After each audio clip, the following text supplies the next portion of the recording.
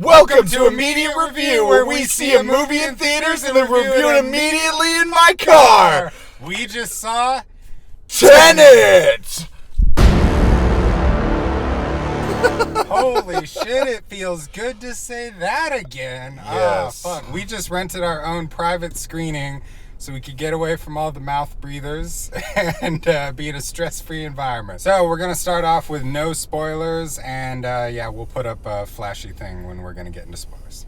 So, we haven't talked about the movie at all. Peter, what'd you think of Tenet? I really liked it. Honestly, I thought it was really good. A technical marvel. Like, fucking blew me away visually. Like, seriously, was really, really compelling, and had endings that are very similar to endings that I really, really love, which we'll talk about later. But yeah, really, really good. What did you think? I mean, I fucking loved it. I don't know. I'm kind of just overwhelmed because being back at the theater and just the movie itself is it really is one that makes you think. I don't know. My general thought is that I loved it. My only real criticism is some of the exposition scenes, and that's it, really. I said that Christopher Nolan was gonna break ground with reverse photography last year, and he fucking did it, man.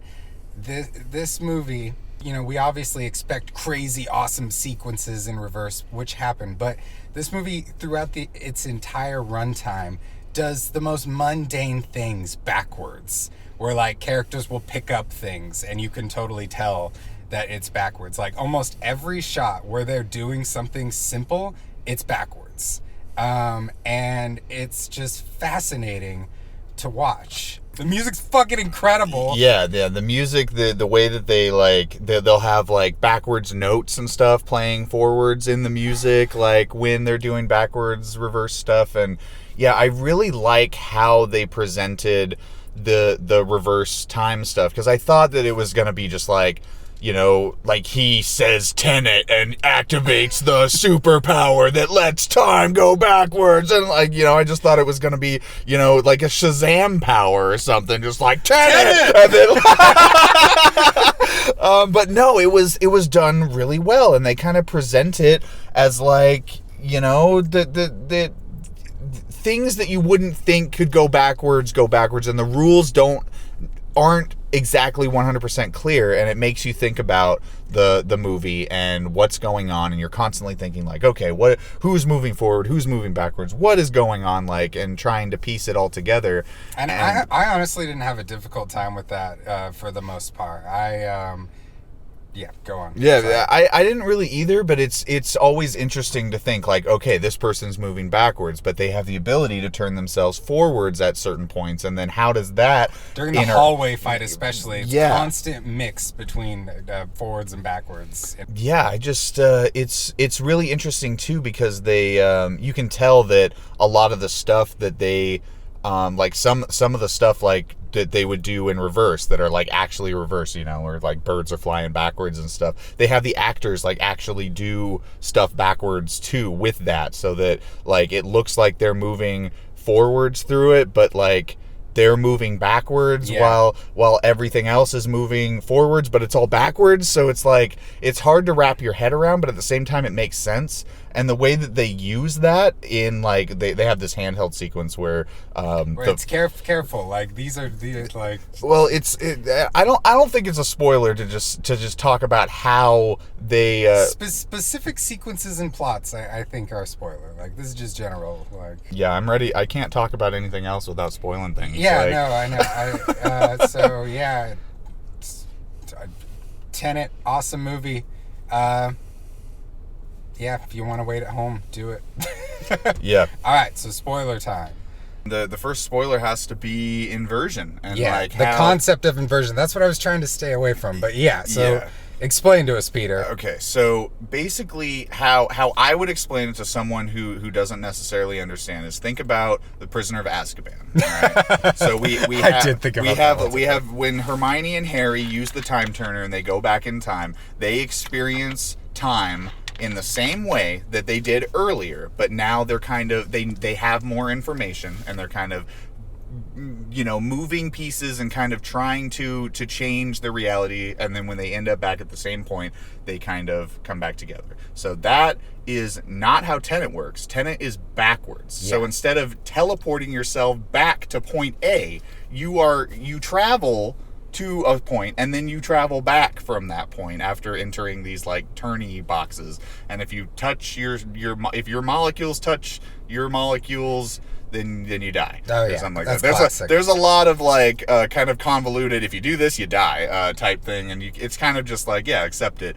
But don't try to understand it. Don't try to understand Feel it. I thought that was so funny when they said that. I was like, there are a couple kind of almost borderline fourth wall breaking moments, just like the scene when Robert Pattinson and John David Washington, they're walking along and he's like, so you want to crash a plane? How are you going to do that? It just feels like Christopher Nolan talking to him. And then it just cuts to the plane and it's just so proud, like, bitch, we're going to fucking crash this plane. Like, the movie really owns its spectacle and knows it's just super complicated and is like, accept it and be along for the ride, whether or not you do understand. Yeah, and the big thing that people are gonna bring up when we're talking about this is, all right, paradoxes. Guaranteed is gonna cause fucking paradoxes.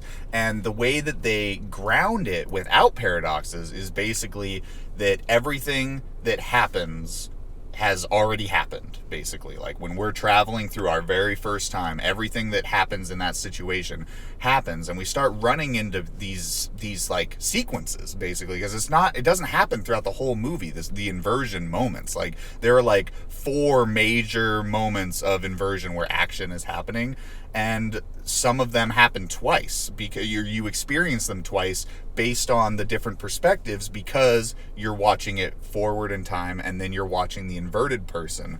And the choreography for especially the fight scene for that, where you have to like you have to think about the fight from 2 different times clashing together. And the hallway fight, it's like a mix of forward and backwards filmmaking, and so they play it that way. You initially see the standard edit, and then they play that backwards, so all the stuff that was in reverse is now forward, and all the stuff that was in forward is now reverse. And you're in the perspective of the other person being inverted, and you get more information every time an inversion happens. It's laid out for you in a way that makes perfect sense. When it revealed he fought himself. I loved that. Yes, it's such a nice payoff, because it looked like he got sucked into the engine. Yes, the engine. Yeah, I totally thought, I was like, damn, he got sucked in the engine or something like that. I'm glad though, because I thought about it. I was like, I don't know if that would happen. Why would it suck him underneath the thing? And then later when it was revealed, I was like, oh my fucking yes.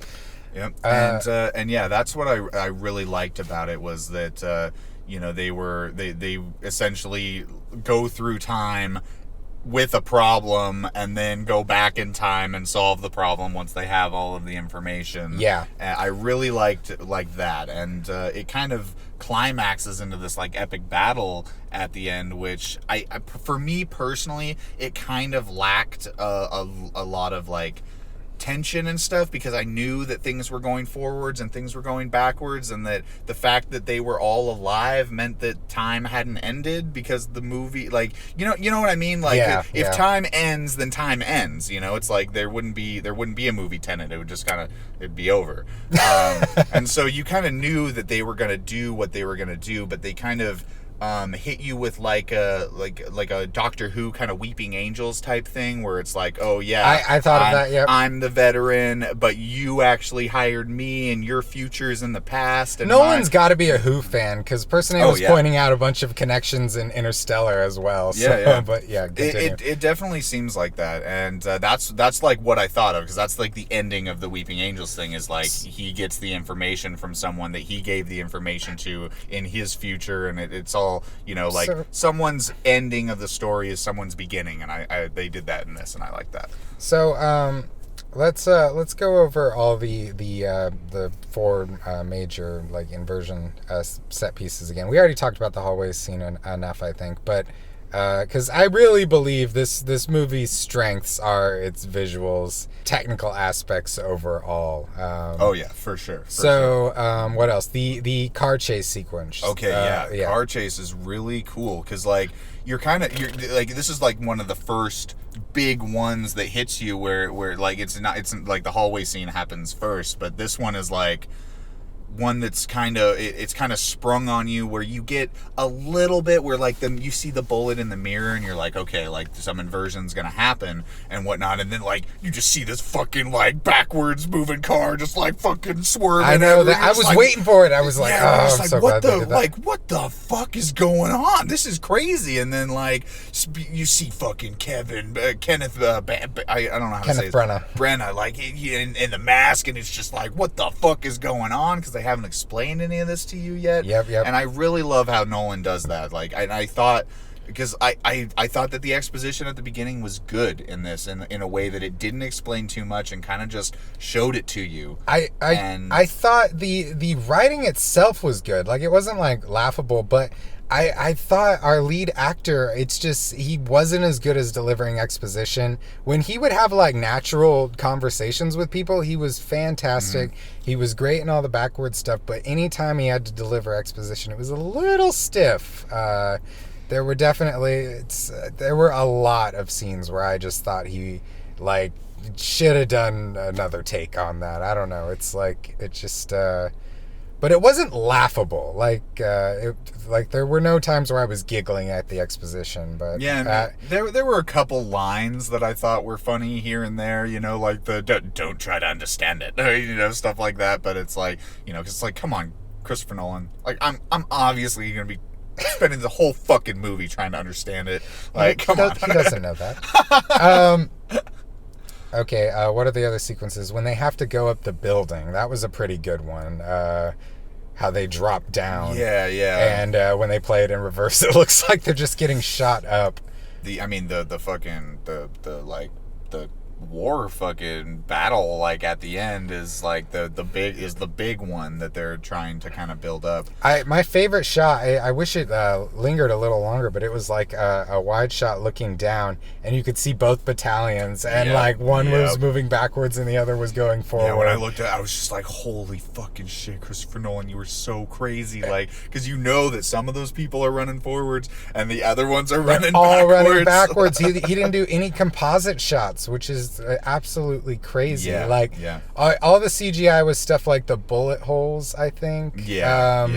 And removing some wire work and stuff like that. I was reading a thing where this has like the least amount of CGI of all his movies. I believe it for sure. Oh my god, we skipped over when they blow up a fucking plane and crash it into a building. I mean, that scene is... They had a camera in the cockpit! Yep, and they had a camera on one of the back, like, stabilizers, too, and you just see this camera fucking shaking as it hits the building, and they just like, yeah, dude, it's like, what the fuck were they thinking? Like, this is awesome. Yeah, let's get into the list. We used to read from a list before. So, any constructive criticism at all, Mike? I mean, I think that the biggest kind of criticism that I have is just I don't want to say that it's pacing. I think that it's more of like just some of the stuff the that plotting. is said, like how the plot is kind of laid out. Lots of walking around and talking to each other and explaining things. Yeah, go to here, do this, go to here, do this, and it kind of honestly, that was the stuff I had trouble keeping. Like, I fully understood the concept of inversion and all that, and how it related to both physics and philosophy, like epistemology, but I was just like, wait, why the fuck is he talking to her? A couple times I really was. And yeah, there's some parts that like the organization and stuff, they didn't go into like, cut like after like, your future's in the past and kind of showing their first little bit. It kind of ends, and so there's like some unanswered questions of like how big is this organization, what exactly is going on. I don't have a problem with that, but I would have liked more of that. I definitely would have I would have been okay if this movie was longer. I was actually I thought it ended early, truth be told. Another 20-25 minutes for me would have been totally fine. like, because it would show scenes where they've got like people training with inversion. It's fucking, I don't know. I really would like to get into that more. It's funny. Never mind. Let's okay, themes and meaning. Did you get any themes out of this? Mine, the general theme I got is just like fantasy of being able to change the past and right the wrongs of history, both big, like the world coming to an end because of a selfish Russian Kenneth Branagh, or just a mother and a son's life being put into an abusive situation and just fixing both extremes of the problems. That's kind of the themes I got from this. Yeah, I think it's more, for me, it's like, I think the lesson is that you need to understand the permanence of time and the like strength of your decisions and how your decisions like ripple through the world. I really like that because all about like controlling yourself and your environment and how the world impacts you. Yeah, and that you aren't going to get this like fantastic opportunity to go back and try to assist yourself in a situation that was difficult in the past, because that's essentially what happens is like, you like, especially with Robert Pattinson at the very end, he's like, I jumped back halfway through, I switched gears halfway through. It seemed like, you needed some assistance on this end. And it's like, yeah, we don't get that opportunity. And so we have to be conscious and aware in our own situations and smart and make the right decisions and be analytical and self-reflect on ourselves and why we do things, so that when we do make big decisions, we don't regret them, and that our life continues on a path that is important to us. Beautiful, man. Thanks, man. It's true, though. No, it is. I think you're absolutely right. I love that. All right. So directing. Yeah, I mean, Christopher Nolan is a fucking visionary genius who probably was the only person on set who understood what was going on every day. Oh, yeah. And everyone else just he's like, don't try to understand. I think my only complaint is it's just like I think he accepts takes too much. Just like if you said it and we got it recorded, good take. Like there are times where I feel like he needs to push his actors further, and it's not just this movie. It's most movies except Dunkirk. Mm-hmm. But other than that, it's just, man, he really knocked it out of the park. But it's I think this is going to be a divisive movie. I think there are going to be people who just like flat out hate it because I don't know. It's just. And I mean, yeah, I could see how someone would be underwhelmed and think it's overly complex, but I personally wasn't. And some people may want more from the reverse stuff too, or they expect it to be different, or looking at it. And if you don't notice that some of the mundane things they do are in reverse, then it really seems like where's the reverse shots? Exactly. But literally, like I would estimate like 60% of this movie is in reverse. Basically, if they're not talking, it's probably in reverse. And there were a couple times where you could tell the mouth didn't match, and they ADR'd it in because they were trying to do the motion backwards. I absolutely loved it. The writing. We kind of talked about that a little bit. I mean, it's like when you're doing something like this with something that's so visual, I personally, I give it a pass for the writing and for some of the acting as well. I think it's better than, it's like mid. I think it's better than most of Nolan's movies, but not as good as some of his others in terms of the writing. For writing. And overall, I think it's I don't know where to rank it overall, but just the screenplay. Yeah, for me, it's, if you watched our Nolan ranking, it's close to Memento for me. So like middle of the road, 5 to 4 position in terms of this is his 11th movie, I believe. Yes. Any standout performances? I thought everyone did a good job. David Washington, he sometimes he is just fucking. He's this is kind of a James Bond-esque movie, very much so, like a globe-trotting organization of spies. Stopping people from ending the world. It's very much his James Bond with a sci-fi twist. And there's sometimes where he just has that just like suave, cocky attitude, like straight up tells the guy he's gonna fuck his wife later. And I thought he was really good aside from exposition. What'd you think? I mean, yeah, for me the standout performance is Kenneth, man. Yeah, He is the fucking star of the goddamn show, man. Menacing, fucking just like super fucking smart. I mean, Nolan always writes smart characters, but like he just felt real, and like that like the words that he spoke, he fucking meant it. You know what I mean? Like he just had a very like strong sense of like, this is a fucking like bad dude, and they like they make him a piece of shit, and he fucking acts it like a piece of shit. But like, I love Kenneth, dude. He's just, performance of the movie for sure for me. He just blew it away. Pattinson was pretty good too, but I thought he was damn good. I expected a little more, but I'll wait for Batman. What about I can't remember, Elizabeth Debicki, I think her name is. I think she did a good job. I'm pronouncing her last name wrong, but yeah, from Widows. Yeah, I think she did a good job. Yeah, she was good. I don't think she was as strong of a role as Widows, but without a doubt, I think that her acting was good and her delivery was good.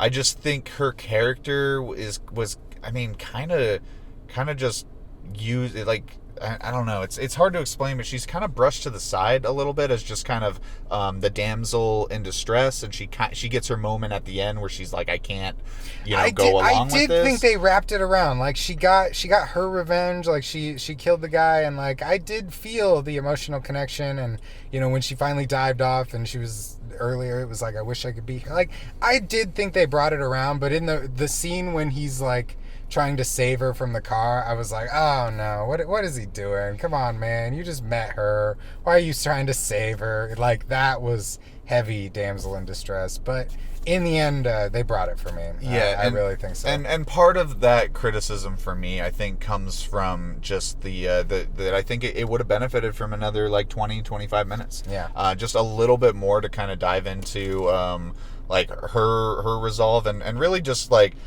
write it out a little bit more, just to give some more context into like her and the kids' relationship a little more, and just like stuff like that. But it's all very minor criticisms. Like it's really like I think overall her performance was great, and with the reveal at the end where it's like, yo, you fucking, like, I'm not the past version of, And I think the other thing is like, I won't say it. Acting good. Acting good. Cinematography. Woo! Okay, so first of all, so I was expecting this to be in the 235 because we were seeing this at just a standard theater. Was this not the full 190 aspect ratio the whole time? Like, because I don't think it was 2.20. I mean, there were black bars for sure. It definitely wasn't like okay, full... so the screen is 1.85, and so the black bars were tiny. They were tiny, and so that means I'm pretty sure that we had the full fucking ratio that would the full be anamorphic ratio at IMAX. In a normal theater, which I thought was fucking super cool, because this whole time I was prepared to see a cropped version. But this it was definitely not 2.20, but I'm fucking really stoked that we saw the full ratio, because it's one that it deserved it. There's a lot of aspects ratios aside, fucking it's just beautiful. It's like, gorgeous. Just the motion is just, it looks better than most movies. Yeah. I mean, it's like the best, it's like the pinnacle of film that you can get, the IMAX format they're doing, and most of the shots were on it. And they I love Christopher Nolan's new DP. Like Interstellar, Dunkirk, and this are just like and they went really easy on the color grading too. They didn't go too crazy with Christopher it. Nolan never it does. looked very natural. There weren't too many scenes that were super dark. It was like, it wasn't like like The Dark Knight or anything like that, or like, and even that I don't think is like super dark, but like, it's it was good. Like, you could see everybody's skin tones look fucking incredible. Lighting was great. It was just it's good, man. Yeah, I mean, most of that's the film because they do very little color grading on these. Christopher Nolan likes to do the old school color timing, and then when they transfer it over, you always lose a little, so they have to beef it up a little. Yeah. But most of that is just lighting. Mm-hmm. And yeah, I loved the scene where we first where he's we're dealing with Kenneth and the protagonist across the mirror from each other, and it's like when things start building up and it's like, yeah, inversion's about to happen, it's like red lighting in the back and blue on his face, and it just gets all fucking awesome. And there was like a purple center that they were able to get. Yeah, it really was tasty. And then they had oh man, I can't even begin to explain that sequence right now. The coinciding events on each side of the room were, and then they crossing in time, and woof. Special effects. I mean, lots of awesome explosions. Yeah. It's just the car crashes, blowing up planes, practical bombs in reverse and stuff, rocket launcher stuff. Just like, it was all done really well. I loved the building that's like destroyed on the top and built on the bottom, and then as one team fires a rocket and hits it, then another team, their rocket doesn't hit it, and then the top just is like rebuilt and the bottom's destroyed, and then it falls again. It was cool, so man. Many of these they fucking just had one shot to do it, and that's it. And it's like that the plane especially, but it truly is. This movie really is impressive as shit. What'd you think of the sound design? Sound design was fucking great, man. Dude, it was the little really good. Yeah, and like they were constantly doing like the soundtrack too had reverse stuff in it, and like when you get to the hallway fight and whatnot, it's like there isn't actually music. It's all like reverse like sounds and shit, and it's just like this whole thing is in reverse. What the fuck is going on? Like it really brings you into it, man. And like the soundtrack itself is very like kind of techno-y as well, and just like very. That's actually like the next thing. This might be my favorite Nolan soundtrack ever. It's good. Like it was. I was like dancing in the theater during the credits and stuff. Well, that song was just like straight up hip hop, but like throughout the movie, it was just like this borderline horror sci-fi soundtrack with just like a dash of the Inception style, but done more tastefully. I think. And these like backward sounds would like and then stop and then and like do that to the beat, and it was just like, what the fuck, dude? It's good. The editing, it was, I mean, masterful. More linear than I thought it was gonna be. But at the same time, the whole the concept of the movie is not the linear timeline is not linear. It rewinds a couple points, but it's like, it's cool, man. It's cool, and it makes sense.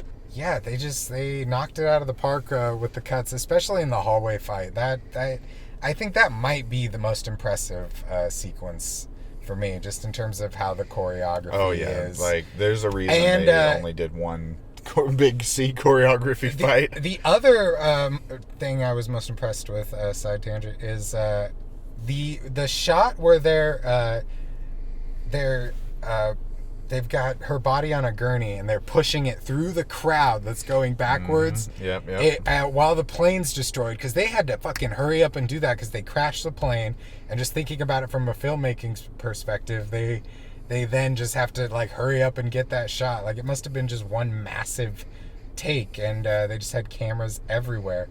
But Robert Pattinson and John David Washington had to like run the gurney backwards And when they play it back, it looks perfect. It really looks like they are running completely normal, and it sounds And silly. like the firefighters are coming in and spraying the hoses as they're leaving, but it's backwards, so that they're charging in and their hoses are turning off. Right, dude, it's fucking incredible. crazy. Reverse man. photography photography has always been a favorite technique of mine, but like movies that do it have like just 2 or 3 scenes, maybe like a couple.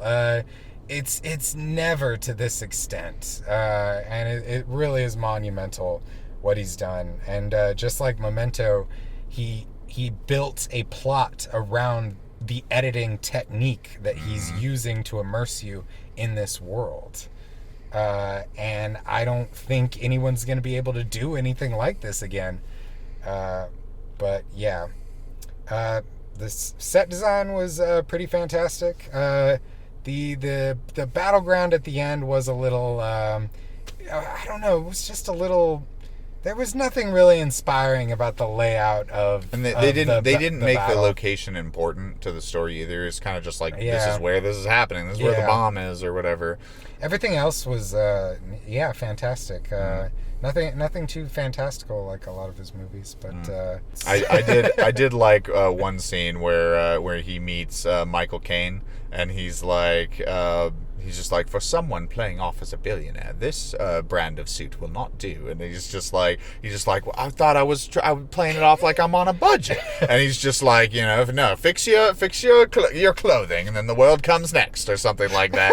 Hands him a credit card. And the next scene, when he's in a car, he's in a much fucking nicer suit. It's like, I like that stuff. yeah, I don't know. I want a sequel. I really do. I want more Tenet. I want more. This is Christopher Nolan's practice with reverse photography, and let's see once he's the master. No, seriously though, I really want more of this. It is very similar to Inception, but I think Tenet is far and above better, just not as a movie, but just conceptually. Yeah. It's funny. Like Inception spends more time on the Inception exposition than Tenet does on this exposition. Most of the exposition in Tenet is where he has to go, what he has to do, who he has to talk to, what the next plan is, what the formations are going to be. They really don't talk about Tenet too much. It's all other stuff. And Inception's the opposite, where they're just constantly fucking talking about Inception. And how it works and how it doesn't work. And Inception's like, it's pretty fucking simple. It is! That's what's funny, is they spend more time explaining something that's really simple. But Tenet is like, it's way more fucking complicated, and they don't spend enough time on it. But they honestly, show you how it works. They show you. They show you, and they make you feel it, like you said. Because Yeah. Bravo Nolan. Like, definitely another excellent addition to his filmography for sure. Without a doubt. I can't wait to see this again. We're if a 70mm screening is gonna happen one day in the future, at some point when Hollywood theater is gonna be able to show movies again, they're gonna show it on 70mm, and we will return to review it there. Possibly an IMAX screening if it's a good one, and there's nobody there or something. Because theater reviews are not gonna be a standard. This is special. Event. We may rent another theater for Wonder Woman 1984, and maybe another choice film.